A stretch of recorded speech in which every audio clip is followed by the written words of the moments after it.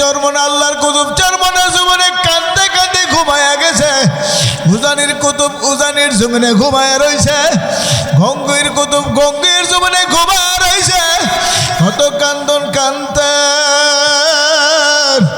আল্লাহ আল্লাহ হাজার আমার আপনার আল্লাহু আকবার চোখে পানি আসে না। আমার আপনার দিলটা পাথর হচ্ছে বড় শক্ত হয়ে গেছে। আল্লাহ আল্লাহ জীবনে তালাশ করিয়ে দেখেন আল্লাহর হাবিবের পেয়ারা সাহাবী হযরত ওমর ইবনুল খাত্তাব রাদিয়াল্লাহু তাআলা আনহু জাহান্নামের কথা যখন মনে পড়তো হাউমাউ করে কান্নাকাটি করতো। এমন কান্দন তিনি কাঁদতেন গাল বায়া বেজে চোখের পানি পড়তো।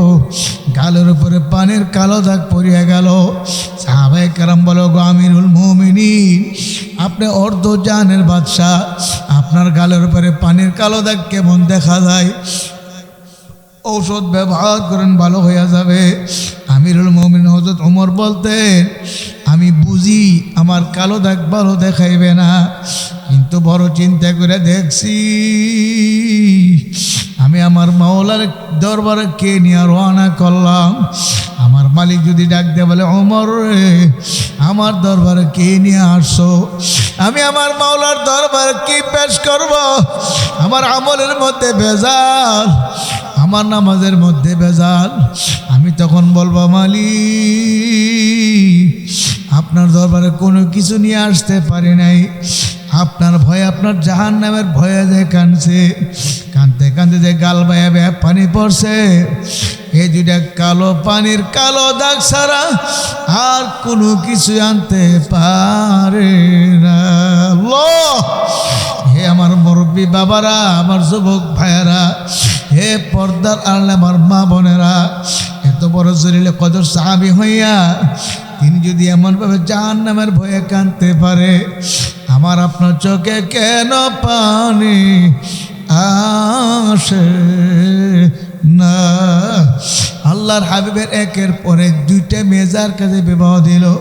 হযরত ওসমান গনি রাদিয়াল্লাহু তাআলা আনহু, যাকে ওসমানের জিন্নুরাইন বলা হইতো, সে ওসমান গনি রাদিয়াল্লাহু তাআলা আনহু কাঁদতে কাঁদতে হাউমাউ করে কাঁদতেন কান্নাকা তল্লু, যেন হালকা বৃষ্টির পানি দ্বারে বেয়ে বেয়ে পড়তে আছে। সাহাবায়ে কেরাম বলতো গো আমিরুল মুমিনিন আপনি এমনভাবে কেন কাঁদেন? তখন তিনি বলতেন আমি কান্দি জাহান্নামের ভয়ে, আমি কান্দি কবর আযাবের ভয়ে। আখিরাতের প্রথম মঞ্জিল হলো কবর। আমি ওসমান যদি কবরের ঘরে ধরা পড়িয়া যায়, আমার হাতে জাহান্নামের শিকল লাগাইয়া টানিয়া টেনে জাহান্নামে ফেলাইয়া দিবে। ওই জাহান্নামের আগুন সহ্য করতে পারবো না। জাহান্নামের আগুন এমন কঠিন আগুন, কেমনে সহ্য করবার? এ মা বোনেরা কেমনে সহ্য করব? একটু চিন্তা করে হিসাব মিলে তারপর কবরে যায়। আল্লাহ আজকে আমার আপনার ভয় নাই, আমার আপনার কবরের কোনো চিন্তা নাই। চরমনার মরহুম ইসাক রহমাতুল্লাহর ঘটনা শুনছি। সফর করে বাড়ি যায় ছেলে মেয়েদের কিনে কে দোস্তরে বসে খানা খাইতেন। একদিন আল্লাহর কুতুব গালেবান জোহরের পরে খানার জন্য বসছে, প্লেট নিয়ে রেডি, খানা আসতে দেরি হয়। হুজুর বলো বাবা ফজল করিম তোমরা ভাইয়ারা বোনেরা বসো, দেখি তোমার মা দেরি করতে আছে কেন? হুজুর হাঁটতে হাঁটতে পাকঘরের দরজার সামনে যায় দেখে হুজুরের বিবি চুলার আগুনের দিকে ছায়া ছায়া কান্দে আর চোখের পানি ছাড়ে। হুজুর বলল বিবি আপনি কান্দেন কেন? লাকড়ি চুলায় পাক করতে কষ্ট এই জন্য কান্দেন নাকি? হুজুরের বিবি বলছিল হুজুর আমি এজন্য কান্দি না, আমি কান্দে এই আগুনের দিকে তাকে চিন্তা করতে আছি দুনিয়ার আগুনের চেয়ে বড় কোটি কোটি বেশি তেজের জাহান্নামের আগুন। এই জাহান্নামের তুলনায় দুনিয়ার আগুন একেবারে নগণ্য আগুন, একেবারে নগণ্য বড় লাকড়ি ঢুকেছি বরাক বাসের ঘোড়া। আপনি তাকে দেখেন এই লাকড়ি এক মাথা দিয়ে আগুন ধরছে আর এক মাথা দিয়ে ফুসফুস করে ধোঁয়া আসতেছে। এত শক্ত লাকড়ি কেমন ভাবে জ্বালায়া ফালাইল। আমি যে কবরে রওনা করলাম, আখর আমার মাওলা যদি বেজার হইয়া আমার কবরে জাহান্নামের আগুন ভরিয়া দেয়, আমি কেমনে জাহান্নামের আগুন সহ্য করব? হুজুর জাহান্নামের ভয়ে আমি কান্দে। এমনি আল্লাহর কত বিবির গলা ধরে কান্দে, বিবি ও স্বামীর গলা ধরে কান্দে আর বলে, ওরে আমার মাওলারে, ওরে আমার মাশুক রে, তুমি যদি মাফ না করো এ আগুন কেমনে সহ্য করব রে? এ বাবারা, যাদের জীবনে নামাজ কাজা নাই, যাদের জীবনে কোনো বেপরদার রেকর্ড নাই, তারা যদি আমার মাওলার ভয়ে জাহান্নামের ভয়ে এমন করে কাঁদতে পারে গো, আমার আপনার চোখে কেন পানি আসে না? এ বাজানারা বুঝো, আমার মাওলার দরবারে ফিরে আসো। আল্লাহ আল্লাহ, আমার মাওলা বড় দয়ার মাওলা, বড় মায়ার মাওলা। আমার মাওলা বন্দা বান্দির দিকে চাইয়া রয়েছে। বন্দা বান্দি যখন আমার আল্লাহকে আল্লাহ ডাকতে ডাকতে আল্লাহ আল্লাহ আমার আল্লাহকে আল্লাহকে ডাকতে, আমার মালিককে রব বলে স্বীকার করে, আমার মালিক তার প্রতি তো দয়া হয়ে যায়। আমার মালিক তো বলতে আছে, ইন্নাল্লাযীনা ক্বালু রাব্বুনাল্লাহ, যারা বলবে আমার রব হলো আল্লাহ। রব কে? আরো জোরে বলেন, আরো জোরে বলেন, কে? আল্লাহ। সুম্মা ইসতাকামু, তারপর অটল অবিচল থাকতে পারবে। যতই বাধা, যতই ভলিয়া, যতই হামলা মামলা জেল জুলুম আসুক, রব আমার আল্লাহ। জুরগন কে? রব আমার আল্লাহ। আবু হানিফা রাহমাতুল্লাহ আলাইহি জেলের ভিতরে মারা গেল। হুসাইন আহমদ মদিনী রাহমাতুল্লাহ আলাইহি জেল খাটল রে ব্রিটিশের আন্দোলনে। আল্লাহু আকবার, আল্লাহ। ব্রিটিশেরা দরিয়া এমন ভাবে পিটানি পিটাইল, তবে আমার মালিককে ভুলে না, রব ভুলে নাই। কথা ঠিক না? ঠিক। দুনিয়ার কারো কাছে বিক্রি হয় না। আমার আল্লাহ বলে, যারা রব আল্লাহ স্বীকার করার পরে ইস্তেকামত থাকতে পারবে, আমি আল্লাহ তার জন্য সুসংবাদ দেই। আমি আল্লাহ তার মওতের সময় তাকে কালিমা পড়তে পড়তে মরণ দিব। যেরকম সুবহানাল্লাহ। আমি আল্লাহ তাকে জান্নাতের মেহমান বানাইয়া, জান্নাতের ফেরেশতাদেরকে দিয়ে স্বাগত জানাইয়া, আহলান সাহলান মারহাবা জানাইয়া, জান্নাতের ফেরেশতাদেরকে দিয়ে স্বাগত জানাইয়া, ইস্তেকবাল দিয়ে জান্নাতে পৌঁছায়া দিব। আল্লাহু আকবার। আমার মালিক বলে, তাতানাজ্জালু আলাইহিমুল মালাইকা আল্লা তাখাফু ওয়া লা তাহজানু ওয়াবশিরু বিল জান্নাহ। আমার মাওলা ভাই ফেরেশতা পাঠিয়ে দিবে। ফেরেশতারা সে বলবে, তোমার কোনো ভয় নেই, তোমার কোনো চিন্তা নাই। তুমি যে মাওলার জান্নাত কামাই করছো, এই যে দেখো জান্নাত দেখা যায়। ফেরাউন ডাক দিয়ে বলে, আসিয়া আনা রব্বুকুমুল আলা। জুরকুন নাউযুবিল্লাহ। আসিয়া বলে, না না, আমানতু বিরব্বি মূসা ওয়া হারুন, আমি মূসা এবং হারুনের রবকে রব মানিয়ে নিছি, তোমাকে রব মানতে পারবো না। তুমি আমার স্বামী, রব আমার আল্লাহ। ফেরাউন ডাক দিয়ে বলে, আসিয়া তুমি ভালো করে বুঝো, তুমি যদি আমাকে রব না মানো, আমার দেশের প্রজারা তো আমাকে রব মানবে না। কাজে আসিয়া তুমি আমাকে রব মানিয়া নাও, তুমি আমার বিরোধিতা করিও না। হযরত আসিয়া বলে, না না না, আমি তোমাকে রব মানতে পারবো না। রব আমার আল্লাহ। রবকে আল্লাহ ডাকতেন, আল্লাহ আল্লাহ আল্লাহ আল্লাহ আল্লাহ। শেষ রাত্রে ঘুম থেকে উঠে কয়েক রাকাত তাহাজ্জুদ পড়ি আমার আল্লাহকে আল্লাহ আল্লাহ আল্লাহ কইয়া ডাক দিয়ে দেখবেন কলিজাটা ফাটিয়া যাইবে গো, চোখের পানি না আসিয়া পারবে না। আবার এখন ডাক দিয়ে বলে আসিয়া তুই যদি আমার রব না মানো কঠিন শাস্তি তোমার ভোগ করা লাগবে। আসিয়া বলে আমি শাস্তি ভোগ করবো তবু তোমার রব মানবো না, রব হলো আমার আল্লাহ। এবার ফেরাউন লোহা গরম করে আনলো, বলে আসিয়া লোহা তোমার সরঙ্গায় লাগাইয়া দিব, এখনো সমাজে ফেরো। আসিয়া বলে না না, তুমি আমার রব না, রব আমার আল্লাহ। কে আল্লাহ? পর্দার মা বলে না, ফেরাউনের বিবি আছে আমার মালিককে ভুলে না। ডান হাতে পেরাক মেরে আটকাইয়া দিল, বাম হাতে পেরাক মেরে আটকাইয়া দিল, ডান পায়ে পেরাক মেরে আটকাইয়া দিল, বাম পায়ে পেরাক মেরে আটকাইয়া দিল। এখন হাতে পেরাক মেরে আটকাইয়া দিয়া বলে এখন লোহা গরম করে লাগাইয়া দিব, কে তোমারে ফিরাইবে? বলে আমারে কে ফিরাইবার না, আমার আল্লাহ আছে, তবে তোমার রব মানব না। একটা ডাক দিয়া বলে আল্লাহ আমি দুনিয়ার থেকে বিদায় হয়ে যাব, আমার কোনো দুঃখ নাই। ও কাবাগরের মালিক, তোমার আরশে আজিমের কিনারে আমার জন্য একটা ঘর বানায়া দাও, এই ঘর থেকে যেন আমি তোমাকে মন ভইরা দেখতে পারি। জোরগুন সুবহানাল্লাহ। আমার মাওলা ফেরেশতাদেরকে বলে ফেরেশতারা যা যা, আমার আশিক আমার পাগল নি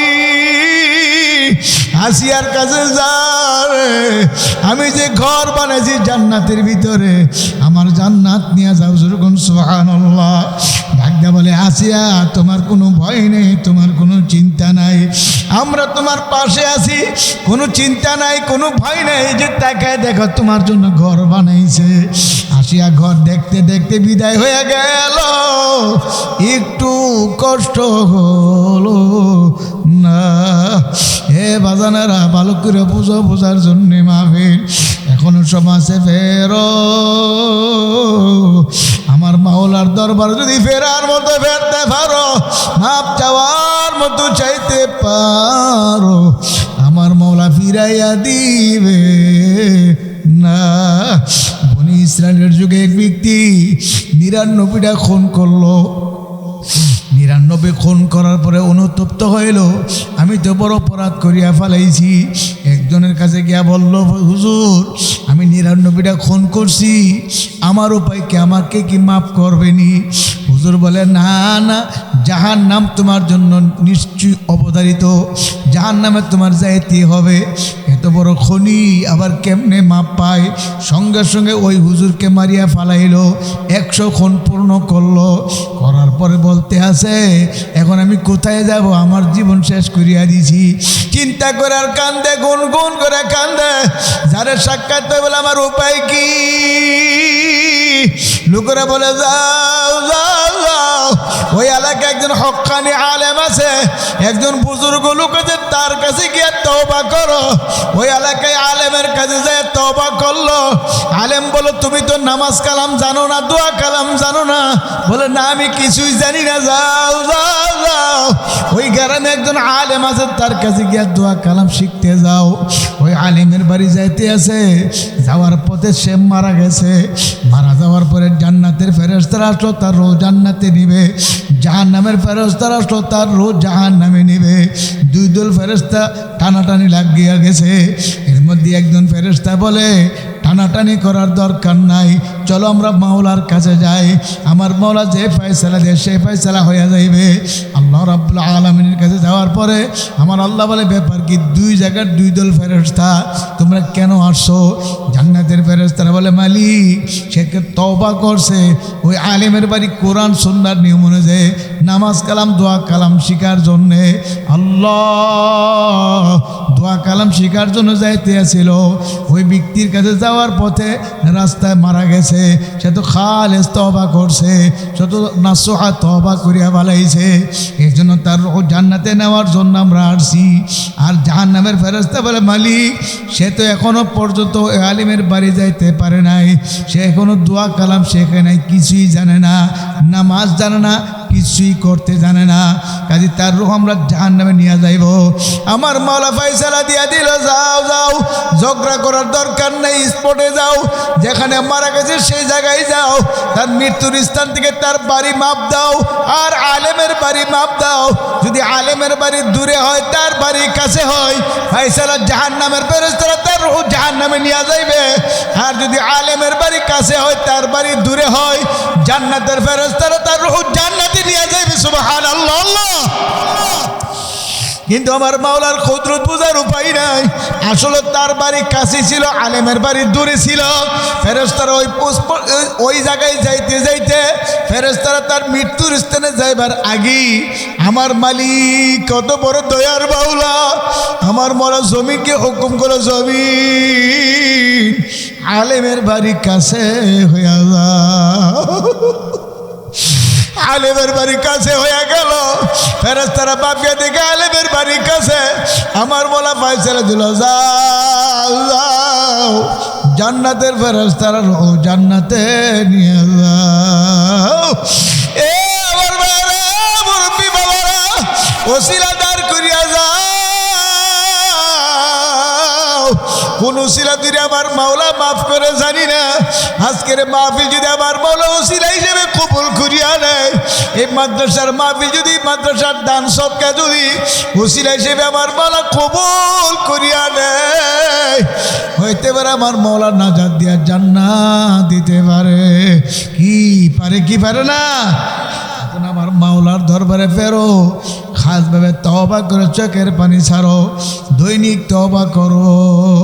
বিছানায় যখন ঘুমাবার জন্য শুয়ে যাব, শুয়ে সারে আস্তাগফার করব, আস্তাগফিরুল্লাহ আস্তাগফিরুল্লাহ 100 বার পড়ব, দুরূদ শরীফ 100 বার পড়ব, আল্লাহু আকবার, আল্লাহ কুল হু আল্লাহ সূরা, তার সূরা ইখলাস 3 বার পড়ব, সূরা ফালাক 3 বার পড়ব, সূরা নাস 3 বার পড়ব। তারপর জিকির করতে থাকবো, লা ইলাহা ইল্লাল্লাহ, লা ইলাহা ইল্লাল্লাহ, লা ইলাহা ইল্লাল্লাহ, লা ইলাহা ইল্লাল্লাহ, লা ইলাহা ইল্লাল্লাহ, লা ইলাহা ইল্লাল্লাহ, লা ইলাহা ইল্লাল্লাহ, লা ইলাহা ইল্লাল্লাহ, লা ইলাহা ইল্লাল্লাহ, লা ইলাহা ইল্লাল্লাহ, লা ইলাহা ইল্লাল্লাহ, লা ইলাহা ইল্লাল্লাহ মুহাম্মাদুর রাসূলুল্লাহ। এভাবে জিকির করতে করতে দেখবেন ঘুম এসে যাইবে, আস্তে করে চোখ লাগিয়ে যাইবে। আমার মালিক বলবে, ফেরেশতারা রে, সারা রাত্র আমার বান্দার আমল নামায় জিকিরের সব লিখতে থাকো। ফেরেশতারা বলবে, মালিক আপনার বান্দা বান্দা তো সারা রাত জিকির করে নাই, ঘুমায় গেছে, এখন জিকিরের সব কোন যুক্তিতে লিখবো? আমার আল্লাহ বলবে, কোনো যুক্তি নাই। ঘুম দিছে কে? আল্লাহ আপনি দিছেন। আমি যদি ঘুম না দিতাম কি করতো? ও জিকির চলতেই থাকতো। এবার তারা, আমি মালিক ঘুম দিছি, আমি হুকুম করলাম সারা রাত্র জিকিরের সব লিখতে থাকো। সবাই বলেন সুবহানাল্লাহ। আমার বান্দা ফজর নামাজ পড়িয়া আবার 4 জনের শান্তিরে বৈশা 5 বার দুরূদ শরীফ পড়িয়া 11 বার আস্তাগফিরুল্লাহ পড়িয়া 100 বার সুবহানাল্লাহ সুবহানাল্লাহ সুবহানাল্লাহ 100 বার পড়বে। খেয়াল করবে আমার মাওলাকে আমি ডাকে, আমার মাওলা আমার দিকে চাইয়া চাই বলে, বন্দা ডাকো কা ভোলাও কা। আল্লাহর হাবিব বলেন, আমল নামার মধ্যে 100 গোলাম আজাদ করার সব জমা হয়ে যাইবে। 100 বার আলহামদুলিল্লাহ আলহামদুলিল্লাহ। আল্লাহর হাবিবের উম্মত 100 যুদ্ধের ঘোড়া, ট্রেনিং প্রাপ্ত ঘোড়া 100 ঘোড়া সৎকা করলে যে সওয়াব হয়েছে, ও যুদ্ধের সময় ওই 100 ঘোড়া সৎকা করে যতলা সওয়াব পাইছে তুমি সমান সওয়াব পাইয়া যাইবা। 100 বার আল্লাহু আকবার আল্লাহু আকবার পড়া, তোমার আমল নামে 100 উট কুরবানি করার সওয়াব জমা হইয়া যাইবে।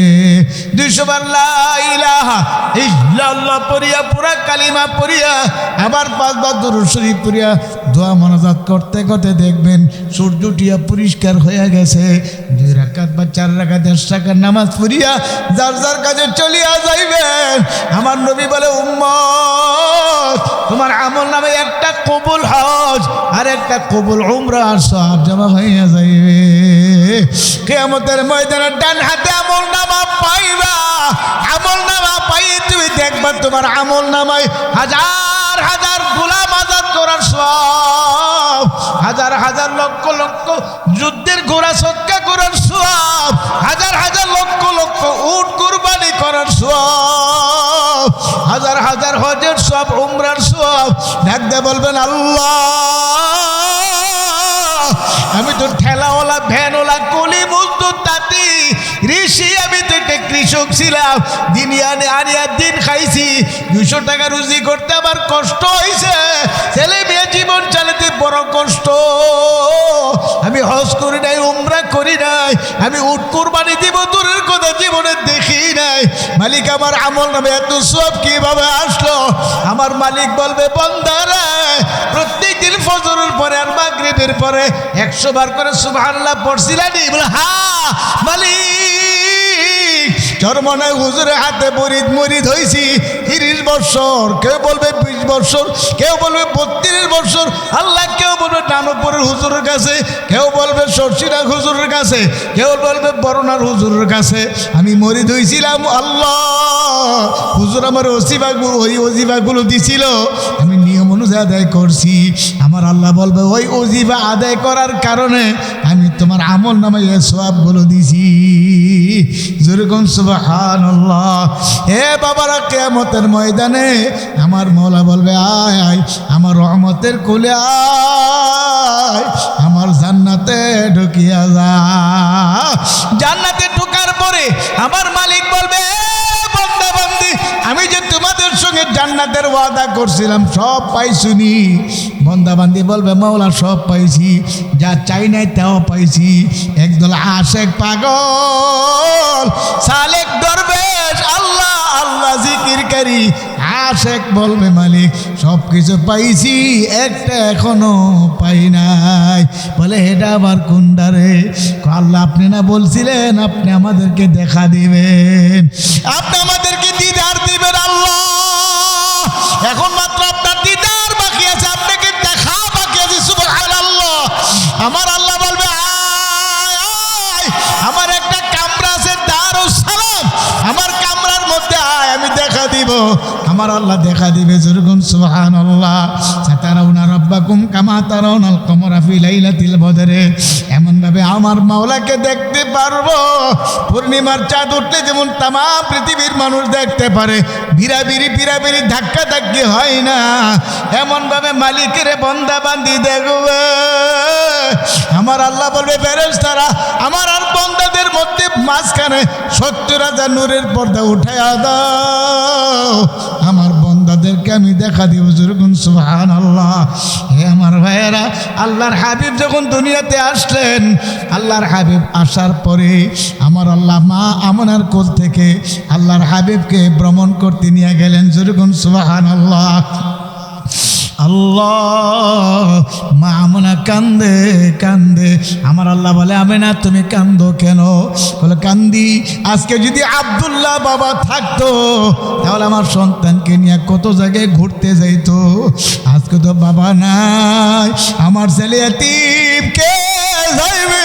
আমার আল্লাহ বলবে, যাওয়ার জন্য চিন্তা করো না, কান্দো না। আমার আল্লাহ তার বন্ধুকে আল্লাহু আকবার তামাম পৃথিবী ভ্রমণ করাইছে, সিদরাতুল মুনতাহা আরশে আজিম নিয়া আমার মাওলার কাছে বসাইয়া মাওলা কথা বলছে। যেরকম সুবহানাল্লাহ।